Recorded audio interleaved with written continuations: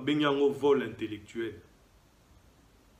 Babenyango vol intellectuel. Yango biso toleo tozo sala analyse intellectuelle.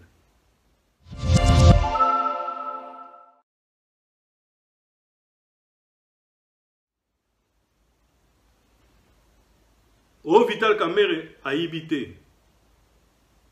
Mokota lobi que Vital Kamerhe a simba kimbongo. Mokota lobi wa mona ki akotsa ki amona kata jeep na yepa ke na mona ndako. Vol intellectuel.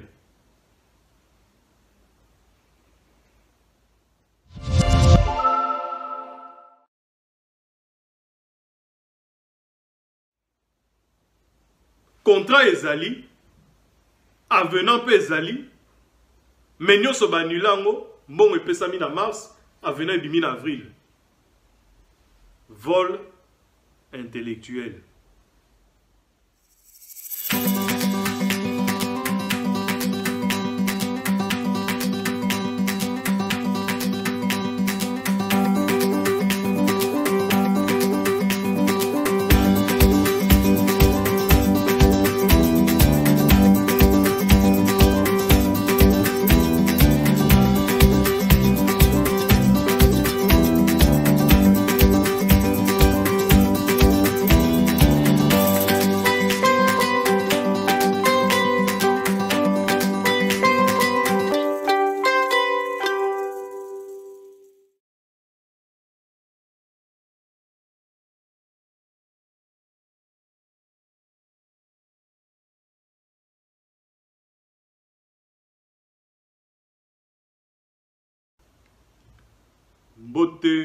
Mbote bandeko na nga ya Cool Media TV. Mbote bisika nyonso bozali na mabota na bino na bandako na bino. J'espère que boza malamu po tomonani te mwa mikolo oyo eleki. Raison oyo tomonani te na bino mwa mikolo eleki bino nyonso boyebi que tozaki na procès moko très attendu. Il y a le 3 juin et Mema qui bisoti le 4 juin, vu qu'il fallait bayo kaba témoin nyoso. Lelo na ye pa na bino, liboso ya banda ya ba caméra na bino, ya ba téléphone na bino, ya ba tablette na bino, ya bitando bike na bino, koyebisa bino te tolingi to sala moi analyse ya parti ya munene ya procès oyo ndenge bandaki na esika ekomi. Nous sommes dans le droit ya kosala analyse na biso pe ya ko partager on a ba internaute na biso oyo ba komi ebele ba abonné on a zo remercier lisusu na kombo ya Cool Media TV pe na kombo ya maman Françoise Vita na ngamoko Ombre Lili pona dévouement na bino pona confiance vous opesa biso na kati ya chaîne na biso ya Cool Media TV ba critique na bino na ba reproche na bino na ba encouragement na bino pe oyaka et comme la biso pe tozungi saka mwa biyano na ba oyo tozara na bango souvent elongo. Alors lelo ezali analyse ya procès pratiquement intégralité. Je dis bien pratiquement. Pourquoi? Parce que il y a certains aspects à procès to ba partie mususu ya procès au biso to moni na tina ya ko développer ngote. On a retenu quelques points au to mona ki moins essentiel pour na ko résumer nan procès et puis ko meka ko analyser ngo na ndenge biso tozo monela yango. Procès o ebandaki ya mwa mikolo eleki to monaki ne bandeli ya procès tozaki na première partie ya procès o ezalaki ba fait ba juge na biso ba yaki ko présenter ba fait pe ko pesa biso tina oyo te tozana 3 prévenus moko boye liboso na bango il faut ba répondre na problème ya dossier à 100 jours. Dossier à 100 jours, pourquoi? Parce qu'il y a eu ndenge bango moko balobi détournement ya deniers publics. Entre autres, détournement ya mbongo ya l'État. La hauteur il y a 57 millions de dollars américains. ba présenter biso ba fait ba expliquer biso ndenge makambo ezali ba lakisi biso ba oyo bazo présumer ba coupable na likambo ngo et na kati ya likambo bazo présumer ba coupable tozana directeur de cabinet actuel ya chef de l'État, chose inédite dans le mona yango te na RDC uta tozwa indépendance. Tomoni directeur de cabinet à chef de l'État liboso ya ba Tomoni oyo bazobenga promoteur, c'est-à-dire oyo soi-disant ba pesaki contrat pour na kotonga 1500 maisons plus 3000 maisons pour na ba soda na biso na ba policier na kombo ya Jamal. Na pembeni na bango toyo komona moto mosusu oyo paza présumé coupable oyo azali bongo kosala na kati ya présidence toujours mais aza attaché na service ya dédouanement na ba fret na makamuto etangami mobilier ou quoi que ce soit oyo nyonso eza kokota na présidence na ndenge ya matériel. Batola Misatu va répondre devant justice. Vital Kamerhe a été interpellé suite à audition naie et les kaka na tribunal ya matete na limité. Tomona kango biso nyonso ba memaki. Jamal a été interpellé chez lui ba memai na prison. Directeur ya service ya dédouanement oyo bazana bango na tribunal na kombo ya je crois Mayema Yende Azali Libanda. Bon confondre te. Lui n'est pas emprisonné. Azoyaka pour se présenter à chaque fois audience Ezali pour te répondre na bazouzi. Procès wana eleka ki devant biso nyonso tomona ki ndenge ba pesa ki biso ba tina ete ba bengisela ki batu wana bat nyonso balandaki. Ba eko renvoyer procès et voilà. Point clé ya procès wana ezaki tozaki na juge na biso nyani oyo ati uti kotika biso mikolo oyo uti koleka abandaki nde procès wana. Jusque là tout allait bien. La deuxième procès, tant à remettre procès de que juge, la deuxième procès plutôt, pour appeler ça biso troisième date, juge va être au la deuxième jour et après procès. Procès sera lundi 25 je pense, et au coup fait la biso le 27. Balandeli bangambo yango ba omona que juge akufi na poison.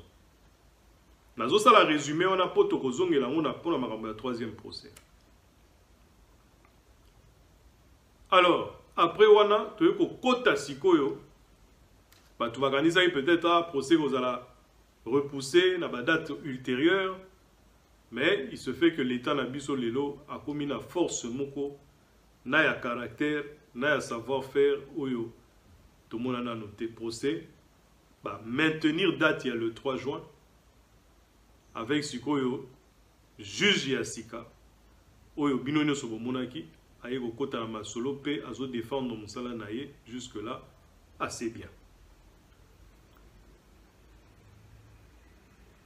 Jugement, ton procès au le 3 juin, Oyo Memaki Bisoti le 4 juin, et Zaki procès, il y a ba témoin. Ba témoin bazala ki moi ebelé sali que premier jour ba yoki o ba koka yoka pe ko poursuivre na deuxième jour et memi biso ti presque 23 h de 9h30 à peu près ti 23 h poteto landa procès wana na buke binyoso pe ba yoka batu nyonso parce que juste azako éviter moi ba fuite ezala moi ebelé. Malheureusement alingaka sala on a une journée sauf que le premier jour bon indépendamment, il y a volonté naïe, à Kourakoyo Kabatunyo sauté. Donc, bah rappela qui batou, bah Kouraï peut que bomba bangote, bisika bikaou kapo, bayo kama solo désolé kalibanda. Donc, bah oyo bah zonga ki na bandaku, ils ont eu le temps de suivre un petit peu bah débat o elekaki, mon koloba bengsaki bango, nandenge déroulement ils ont ça là. Donc, et pesa ki jabango moi ben indice, nandenge ni ko se tenir, nandenge ni ko répondre, et ainsi de suite. Bon, on a déjà, ils ont moins faille tout moni côté, il fallait normalement et ça la mana journée moko ba ko ba témoigner c'est-à-dire mutu to azoya wana ayebite loko ni lekaki loko ni balobi tant bazo poser ba question abimisa o euti pa na ye. Mais bon, tokowi ko sala autrement et ça l'a mis bon. Vital Kamerhe oyo batu nyonso lelo bazo benga procès wana procès Vital Kamerhe. Batu nyonso ba benga ngo procès Vital Kamerhe parce que ba préféré ba benga ngo bongo. Ezate juge mutalobaki kombo ya procès wana procès Vital Kamerhe. Puisque tous en a 3 prévenus. Trois benga ngo pe procès Vital Chamal na soki mayema wana. Mais bon, ba benga ngo procès Vital Kamerhe. Pourquoi? Parce que c'est lui le chef, c'est lui pratiquement qu'on revoit na kati ya ba audition ya batu nyonso, na kati ya ba témoignage ya batu nyonso qui revient très souvent na minoko batu nyonso wana. Et batu nyonso wana la plupart ils ba ministre balekaki za bato nyonso balekaki bazozo ni sa kombo ya Vital Kamerhe na kati ya masolo. En tout cas, nazo saluer moi mouke force de caractère ya moi la mobali wana Vital Kamerhe oyo azo meka ko se défendre na ndenge ye moko azo mona. Et comme écoute qu'on dirait azane na ba avocat parce que ba avocat na ye bazolo ba pas grand chose, bazape na droit ko ba pas grand chose na niveau oyo tozali. Le 11 juin, l'air de zonga na liboso na et au coma l'air à avocat parce qu'on est comme il va plaidoyer. Mais pour l'instant, Oyo Vital à Lobina, Oyo Sali, franchement, c'est à saluer parce que Azan a courage on a répondre na bateau bazan na ba détracteur na ye. Tout le monde y va témoin. Bateau biso to retenir moi mon cœur to robete la lisolo lelo na ba témoin. To robanda na monsieur Saloumou. Monsieur Saloumou Yazanani. Monsieur Saloumou fait partie de la DCMP. La direction centrale et le marché public. Monsieur Saloumou Yende Mouta Pesaka, val pour le marché public. Yemta azora ba dossier, soki ba dossier et yé pa na yé, Yende Mouta Monara, soki éventuellement marché oyo. Maramunyo c'est sa propreté, sa propreté. Passage à M. Saloumou na tribunal, na malobanaye, il n'a pas été dans le sens il y a qu'au détruire Vital, mais à expliquer tribunal que Makamunyo so o esalamaki et utaki na bureau ya directeur de cabinet. Ba demande nyo so bazaro luka et utaki pa ya bureau ya directeur de cabinet. Ayeko bakisa lisusu que na contrat au ya 2018 pour la makambo maison préfabriquée na avenant nango nyo sezai caduc. C'est-à-dire pour retenir na minute oyo parce que batebele bazo benganga bazo tunanga bazo loba mais tozo mona te sikani ni Vital aibi.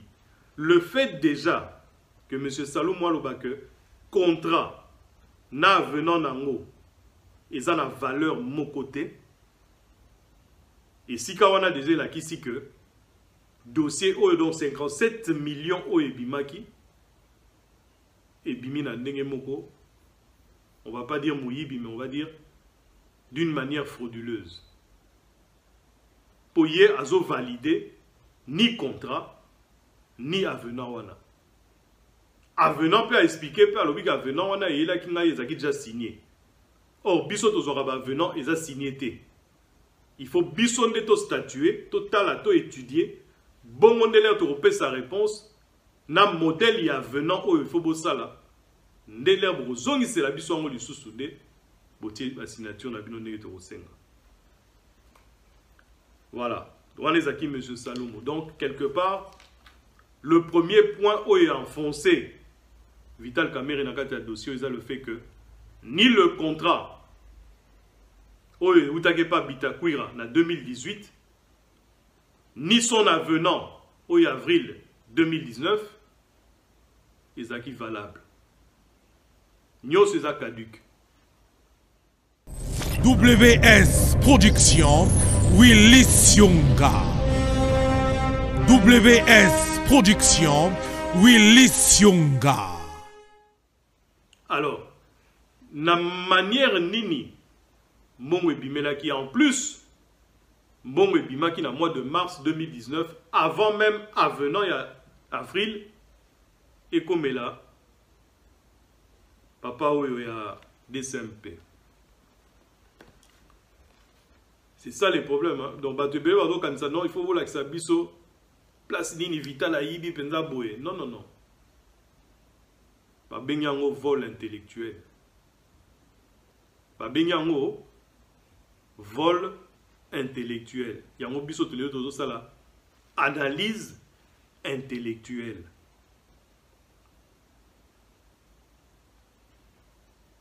O Vital Kamerhe a yibité. Mokota lobi que Vital Kamerhe a simba kimbongo. Mokota lobi wa mona ki akotsa ki amona kata jeep na ye pa ke na mona ndako. Vol intellectuel.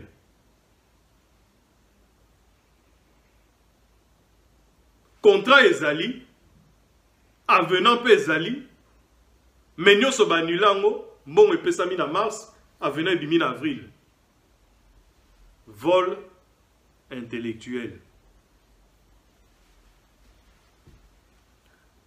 Bandeko Akuli Media TV, naza ya kosepela pour procès franchement ezo lakisa biso makambo ya kitoko ebele.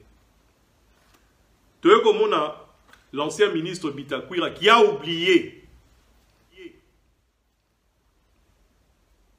que pour biso toyeba Bitakwira eza VK. Bitakwira a fait partie de l'UNC pendant des années. C'est seulement lorsque Kamerhe a décidé à s'allier na Fachi pour ba kende mouvement bazaro kende. Ba Bitakwira ba bendana ba kota na bango kota ba PPRD. Monsieur Bitakwira, ancien ministre à son époque, la carte à 2018 au cours ya Newana, a eu un dossier à ma maison préfabriquée pour la soda. Parce que dossier on est un dossier moi qui na régime ya kala déjà. A sali ba calcul naie a préparé projet a bimisi mon montant à 26 millions. Na kati ya 26 millions on a ba rétro commission na ngope ezali comme d'habitude. Donc Bitakwira na motema na ye azo ko tenir que dossier on est que neti na suka bandi mango ba pesa ngo aval mbongo ebima po bazwa ba reto commission na bango po kalate ba régime ko changer. Kalate ba retraite pe kozala. Et loko moko tezo pese sous espoir que lobi a koza sona ba fonction moko ya minene na mboka. Donc il faut préparer les arrières. Bitakwira se retrouve au mois d'avril 2019 avec un avenant oyo ba ebisi il faut ça la pour changer moi mon contrat wana parce que ba maison ils ont sous-soutenu un nombre à 900 mais comme un nombre à 1500 et que mbongo ils ont soutenu 26 millions mais comme 57 millions. Mais Bitakwira c'est pelé. Makambo changer pe matili susu. Donc ba reto commission pe ça est belé. Bitakwira qui na mouvement wana ndenge avenir yaki abosani que non côté batinda kango na DCMP il faut kotinda ngo sans signature ba signer déjà Bitakwira signé ba tout ba signer et non avenant yango ils ont changé dossier 57 millions besoin que ça va réponse rapide pour il faut mbongo ebimaiza urgence ya chef de l'état et comme il a ma boko à Salomo non non non non ça ne se passe pas comme ça. Je n'ai pas besoin de ces signatures. Ma signature, et vous en avenanté. Donc, avenant wana, caduc. Contrat wana, caduc. Bitakwira, avandi. ordre et outina, directeur de cabinet à l'objet que non, ba ministère nous sur la minute depuis tous le pouvoir, mutute amekako signé contrat, mutute amekako tinda mbongo quelque part, mutute amekako zwa mbongo quelque part. Donc bino tout bozana suspens, suspension ya makambo ya bambongo. Vous êtes en suspens. Bakozela sou bambongo wapi. Mais Bitakwira se retrouve au mois de juillet. Touti na mois d'avril. Na mois de juillet, Sangwezo et la Bitakwira comme quoi mbongo wane se bimana mars 57 millions. Donc ti bazo beta masolo na avril ya ba venant. Basi ba futaki Jamal 57 millions na mars na ba tranche 14 millions nanana ti et kokina laps il y a 2 mois. Donc de mars à mai.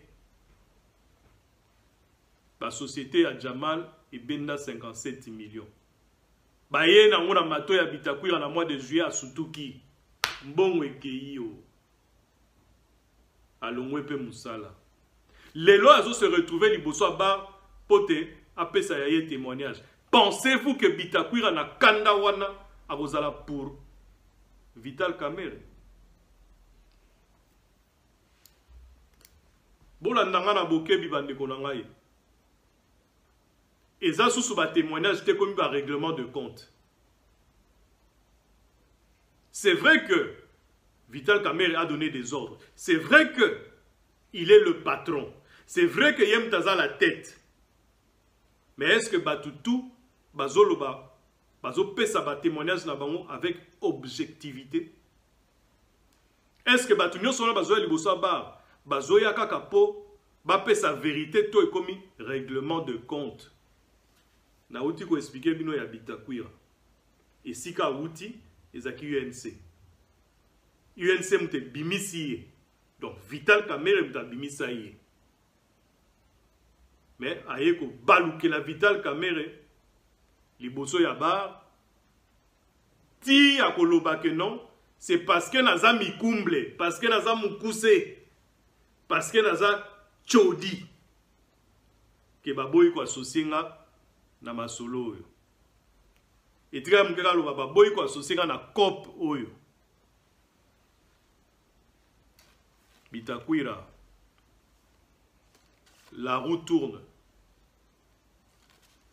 Bino nyoso, soto bito lande là-bas, ministère na bino tango bozaki en fonction.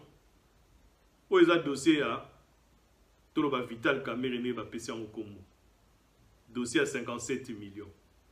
Mais ba dossier mususu ezali tokozongela ka yango kaka. Bovana bino pepele à l'aise. Fati aye akozongela ba makambo wana. Bandeko na ngai Bitakwira leki eloko retenaki sous attention na ngai pe attention na biso. Eza le fameux neveu ou plutôt oyo koyeba siko kaza neveu te maza plutôt cousin. Cousin ya nani? Cousin ya Vital Kamerhe na kombo ya Masaro. Ce jeune homme là azana tomoko autant azomona l'état lokola vous me faites pas peur, ni chaud ni froid. Voilà. Il se présente devant la barre déjà en disant au juge que non, il est Azali, juriste de formation. À Salaba classe, il y a juriste. Mais juriste, en autant qu'il devant la barre, il y a une lettre, il y a un avocat. Pas comme il y a un souka, c'est-à-dire mot pour mot. C'est-à-dire, il n'y a même pas que ce qui est bandi à ta phrase, moko continue na idée na yo moko un juriste. Je ne suis qu'en train d'analyser une situation. Je ne connais ni d'Adam ni d'Ève ce jeune homme-là au nom de Masaro. Je ne le connais pas. Il ne me connaît pas non plus. Mais je suis dans le droit d'analyser sa façon de se tenir devant la justice. Parce que même son grand cousin, qui s'appelle Vital Kamerhe, qui a fait tant et tant de choses dans notre pays, sait se tenir devant la justice. Le mec, il se tenait même pas debout et personne n'a pu lui dire « Tiens-toi debout, tu n'as pas à aller de gauche à droite et de bouger comme ça. On veut te voir debout. » La justice a le droit de dire ça. Lorsqu'on est devant un tribunal, on doit savoir comment se tenir. Même les huissiers doivent revenir vers les accusés ou les plaignants ou je sais pas, les témoins pour leur rappeler la tenue. La tenue devant le tribunal. Ce qui vont revoir l'image que ce jeune homme-là, à la juge, à Zoseka, à quelle gauche, à quelle droite, à Zonina Mwaloma, c'est qui, non. Et il pense peut-être, place à Zali, qu'il avait bien parlé. Il pense peut-être que place à Ali, à défendre. Il pense peut-être. Mais dites-nous un petit peu, chers amis. Bon, mais quand vous c'est là, moi, il y a une question. Daniel Massaro a lobby que Tango Bazaro Kabelaye Lopango na Jamal a tuniye Olingina Chango na kombo nani kombo oye lié Iza kombo ya Soraya Mpiana. Il n'y a que deux choix. Ou alors Daniel Massaro akosaka mwasi na ye mabimarana Soraya Mpiana. Ou alors alukaka ne akoma makangu ya Soraya Mpiana. Pe alubaki bacha kombo ya Soraya Mpiana pote akabela ye abenge ata na poto ayebisa ye mama po bayebani bazala ba numero bakutana ba koto yaka balobi yango ba mibale to yebani. WS Production Willis Yonga. WS Production Willis Yonga. Alingaka benga ye po ayebise mama omoni makambo na ko yebisa yo ngana mutu mona sérieux. Voilà on a sombé le pan on a Gombe na baie de la Gombe place au batongaka kutu lisusu te. Place au mutu na droit ya kotonga te ngana sombé le pan wana. Parce que à l'autre na ye petwana Soraya. Daniel Massaro né à Bukavu a combat Gombe na Gombe. Mais Gilbert Lutumba a Rolobanini.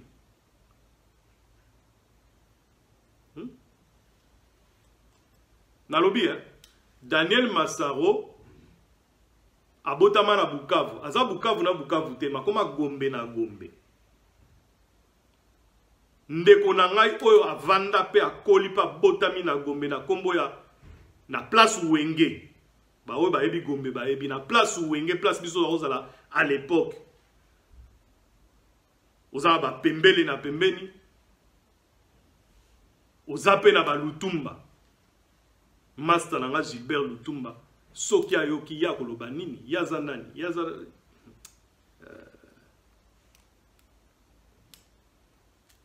Joe Mulongo akoloba nini? Azape procureur lelo. Na Kalamu. Akoloba nini? Poye aza Gombe na Gombe. Bozoka batu na otanga batu ya Gombe ya solo.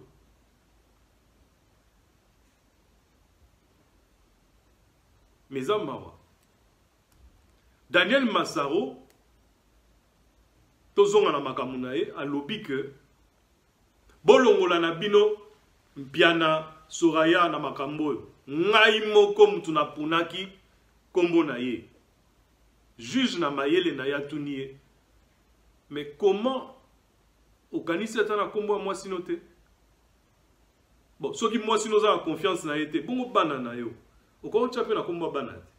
Ote, na kombo yelaki ngai zaka Soraya Mpiana. Oh papa. Lokuta ngweza bongo.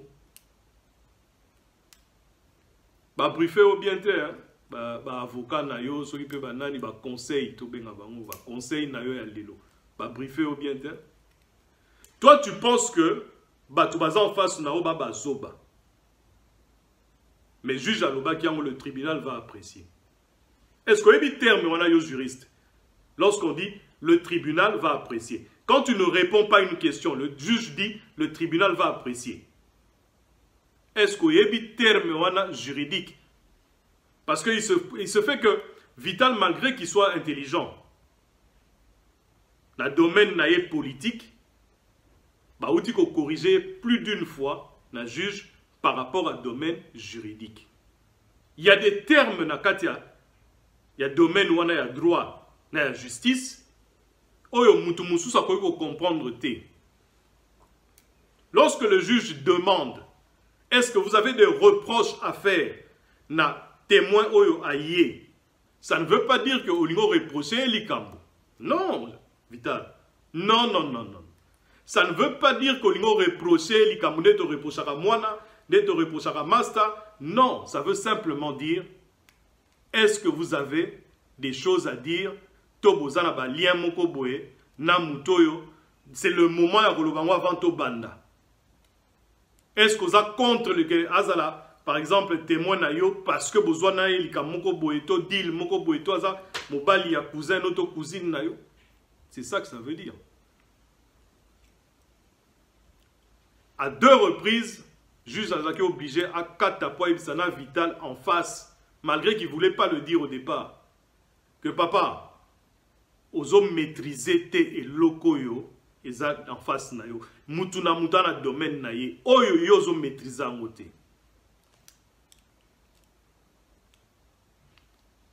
Yango pe na zo ebisa masaro tant ba lobi que non, le juge va apprécier.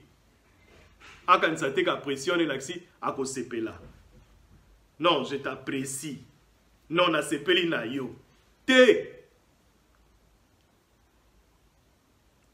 Ça veut dire simplement que le juge va prendre ses propres conclusions. À cause de l'ango, mbela nango, à cause boulele yango.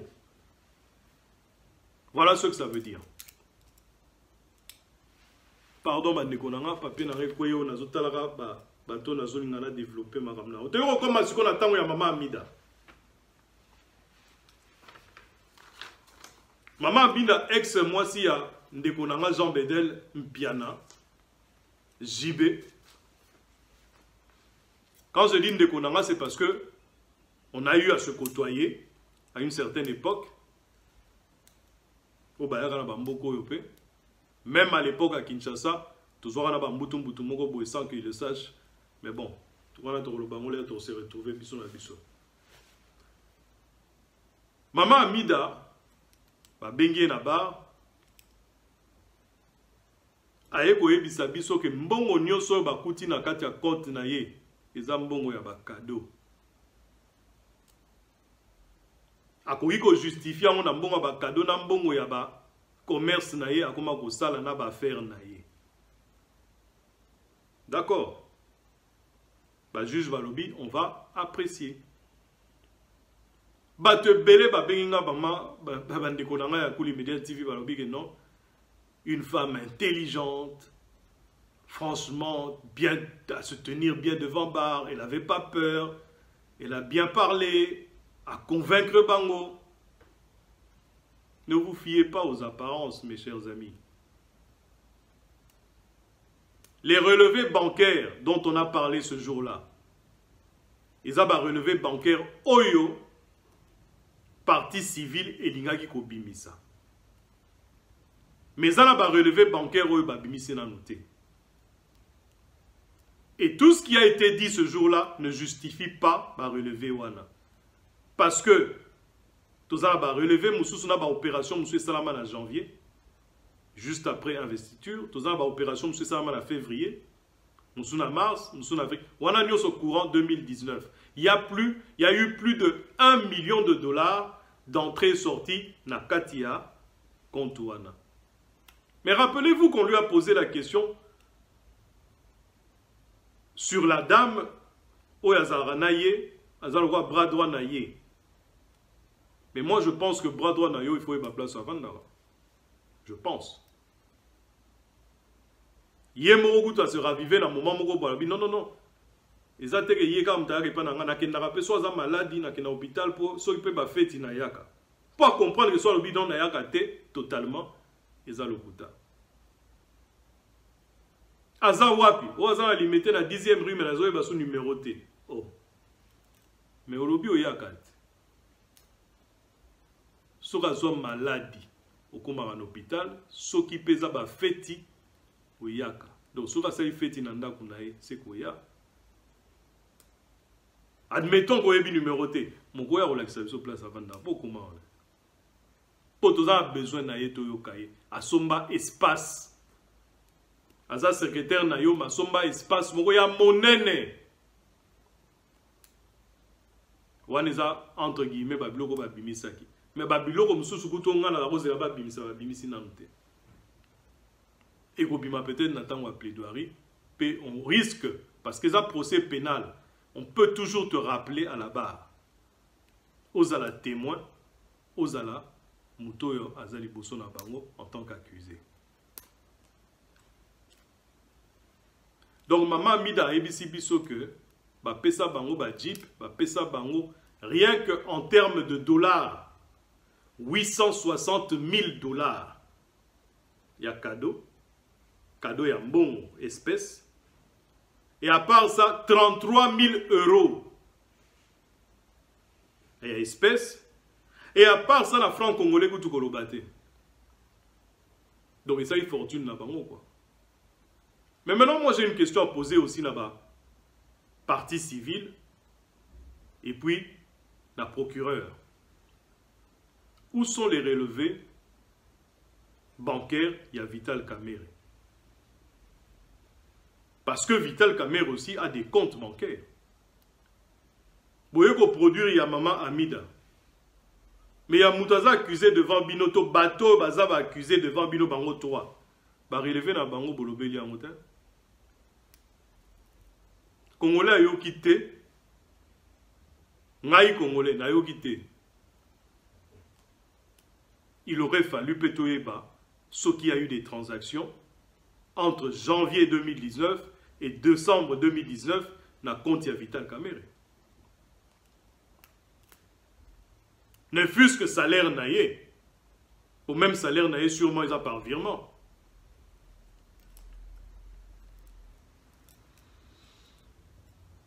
Ah là là là là. Bandegonanga, il y a moins compliqué marambo, mais toko melanga tina suka. Ailleurs, tout le monde a arrivé à M. Valentin Kilangalanga. M. Valentin Kilangalanga Yazali, chef de division P conservateur. Papa on a eu les mawatang à l'équipe à Monodio Moussa Nesili. Masaro Lelo Abima, Moutazagi le roi ne connaît pas Amina Yepe, Mouto a tout le temps pour la Mapang. Lelo a l'obli que non. Ala kisanga esika nini signature ezali onga na yako pesa ye nini procuration. Bozo ba leçon ba ndeko nanga po oyo yo mona peut-être ndeko na yoto moninga na yoto oyo akosanga mabete l'air beaucoup ma devant justice mutamutaza na côté na ye. Masaro a lobby que ye conservateur a prouvé qu'il y a procuration, il y a Daïda, il y a Soraya. Il y a Pesaya Combo, Soraya Mpiana. Et si il y a une date de naissance, et si il y a yété, il y a Kindeki. Conservateur qui l'a à Toki. Il est resté plus longtemps que prévu parce qu'il devait être confronté na Masaro, confronté na Vital Kamerhe, confronté na Jamal. Surtout Jamal parce que Makambi Mapango wana ba titre wana ba pesaki Jamal sans que Moutacha mise en valeur na kati ya lopango. Donc lopango ezaka na ma titi na ba nyoka. Et si gani ba pesa mutu titre na lopango ezana mise en valeur. Te bisonyo so mise en valeur ça veut dire otongi ata moi déjà au clôturer déjà lopango na yo.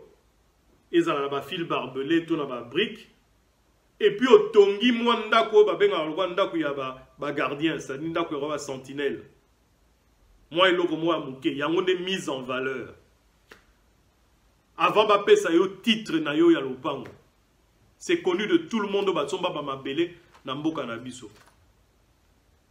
bon boko luka mabele na ngate même son asomba mais bon na lobika po ezaka bon.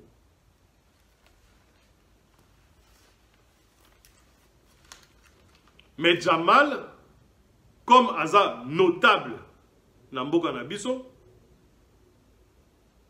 ye moko azolo bango ke ndenge aza wana sali 52 ans na mboka na biso, ça veut dire ayoka na lingala na français na mboka na langue na ye moko mazo kosa ke aloba français sou bien te koloba pe aloba ne bien te mayoka nyoso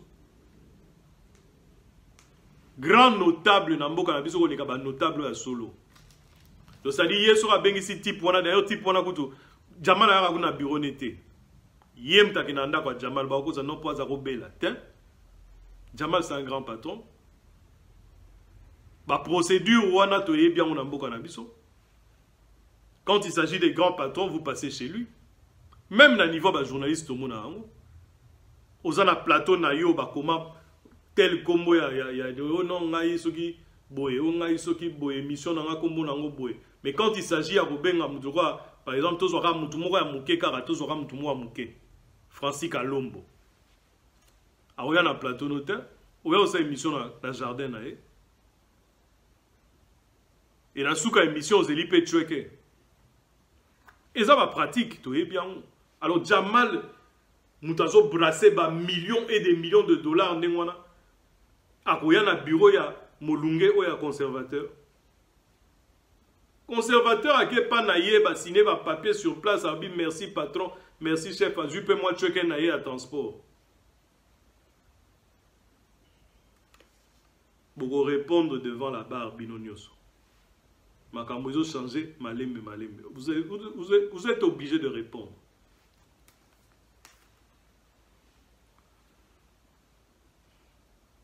Bande konangai motoyo aeko bongola na finale makambounioso pe nde balobaka zui penza sete a beti yango na etutu. Monsieur Anna, c'est Monsieur Marcelin Bilomba.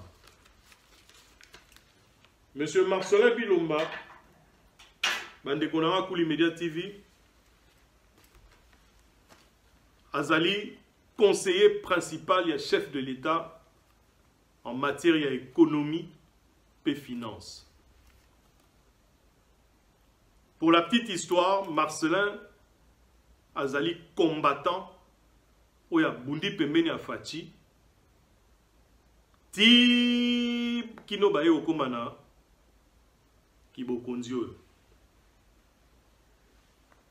Marcelin Chilomba au cours ya combat dans Bango avant que Bazwa Bokonzi avait déjà envisagé topé ba prometa qui est déjà poste ministériel.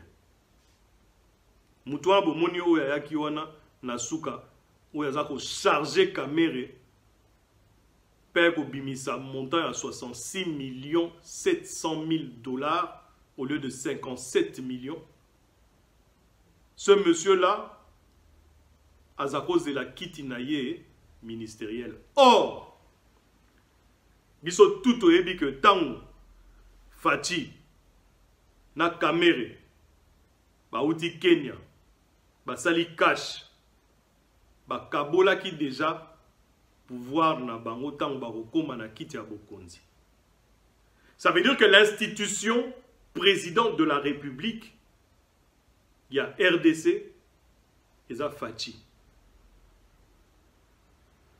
Le bureau du cabinet Mouta Simbi Yango ezali Vital Kamerhe. Tout autour il y a bureau, il y a cabinet wana, c'est l'UNC. Bolandanga na bokebi. Ce qui fait que bateau nyoso bazaki na Fati. O ba yebaki makambo coalition na nute. O ba bundaki na époque Fati za président UDPS kaka et que Kamerhe yaza président UNC. Avant baya na Genève pour balongwa parmi les 7 candidats bango bazala 2 o balongwaki. Bato wana nyoso ba compagnie ki Fati basaki na ba enveloppe na bango to mona na ba télévision que non Fati zoa po e pour sungayo na kati ya campagne. Bato wana nyoso ba utaki ba Bruxelles, ba États-Unis, ba France ou ba Belgique mingi bazwa ba poste te. yango bomona na histoire à RDC régime où epesi plus de conseillers la présidence et un régime où il a fati parce qu'il fallait satisfaire la plupart des personnes oyo lelo toyebi ke misusu bakena la présidence bazobeta kaka ba solo c'est-à-dire ayebi nete loko ni fois sala nga naza na boulot na kati ya France awa téléphone ekolela monsieur boni yo kuna ndenge nini oh français oza na boulot te ah monsieur biso vandi na biso toza na biso na boulot mais bon ba boulot ngo ezaka ba faire courante donc bango tout bakomaka ba faire courante yo oza conseiller affaire courante nini déjà conseil qui conseiller na yo ba créer yango ko créer ce qu'on affaire courante nini ça oui yo ko yo mtobenga nga yo nazo bisa yo tikela biso ba place toi osa musala pembeni ya président na tiki pe oyeba ke non oza ko tricher pa nanga tikela biso place toi osala oh, tozo liquider ma affaire courante. Quelle affaire courante tozo liquider, frangin? Mbote nanga epande konanga le sponsor officiel Mikolo Natanga qui était Willy Kinkela. Le sponsor officiel WK Willy Kinkela.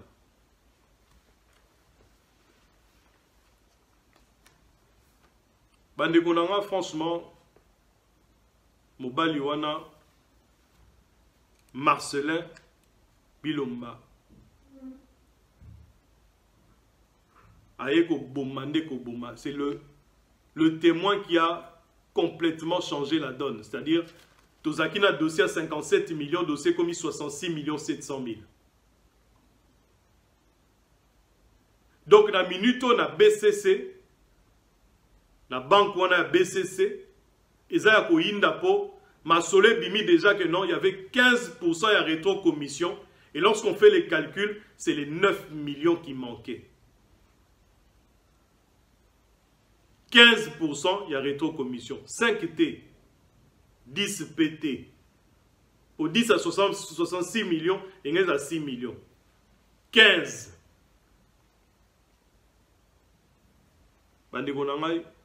Pourquoi koyoke la bana ya mboka mawate? Panique ezakuna à bord. Panique. Si 9 millions nani azwaki, 9 millions nani akine nango. Boka ni sante que tant le président lobi que non, le 11 déjà jour à réquisitoire que ba sauter makambo. Na minute to beta no masolo déjà bazako luka luka.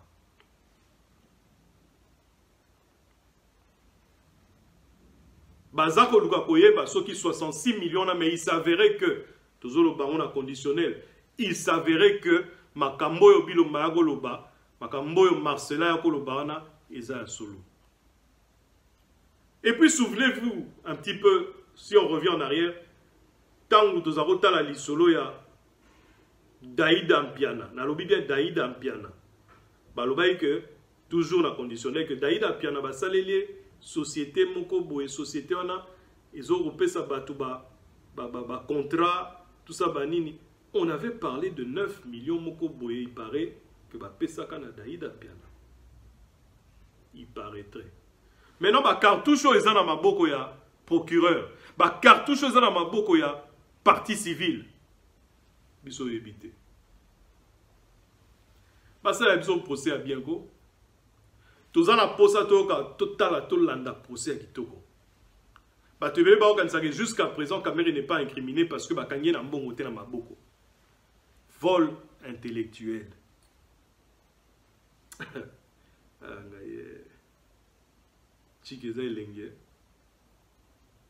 Vol intellectuel. Donc il faut comme on a maillé les nanou pour y bakoyiba bongo. C'est-à-dire, on a dit cravate na yo pena ya noir ya kitoko, chemise à pembo, veste. Mais vous en avez mouibi. Arsène Lupin karat. Na ebite so batu ba ebi jomo ba obenga Arsène Lupin. Na ebi ke Gigale a ebi, na ebi ke Yvon Masunda a ebi. Na ebi ke Marcel Bopunza pe a ebi. naebi ke Souké Bumba ebi Arsène Lupin Moïbi moko boye toujours costume toujours propre de tiazo yiba yozo comprendre te pas changer abilom entre parenthèses. Voilà à peu près au sujet à procès oyo nyonso eleki tito comme à niveau que tozo zela plaidoirie. Plaidoirie c'est quoi? Le 11 juin, plaidoirie na biso to Rolanda ezali que procureur akoya ko pesa ya ye thème, c'est-à-dire idée na ye nyonso par rapport à oya yoki. Et puis ako bimisela biso ba masasi na ba minduki nyonso ya bombaki pona ko incriminer Vital Kamerhe, Jamal na mouye miso muyuma so mouye miso garçon na mususu. Partie civile peut pareil akoya ko décliner babiloko na nyonso alandi ayoki pe sokaza minduki na ye ako bimisela biso ngo mukolo wana pe tokoye ba tina te azako poser ba question na ye. Plaidoirie ezali pe ba avocat ya défense no mona au cours ya procès bazako loba mais toza la parole te il faut to loba toza on dirait to ça et côté non et kokoma tangu na bango pour ba défendre ba client na bango pour bazana droit ya kozala défendu baza ba présumé coupable bazana bango ga ba prévenu.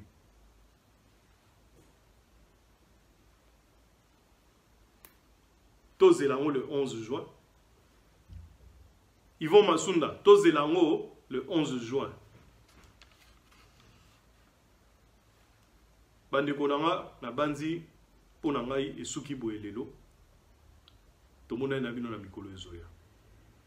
Merci na Koli Media TV. À bientôt.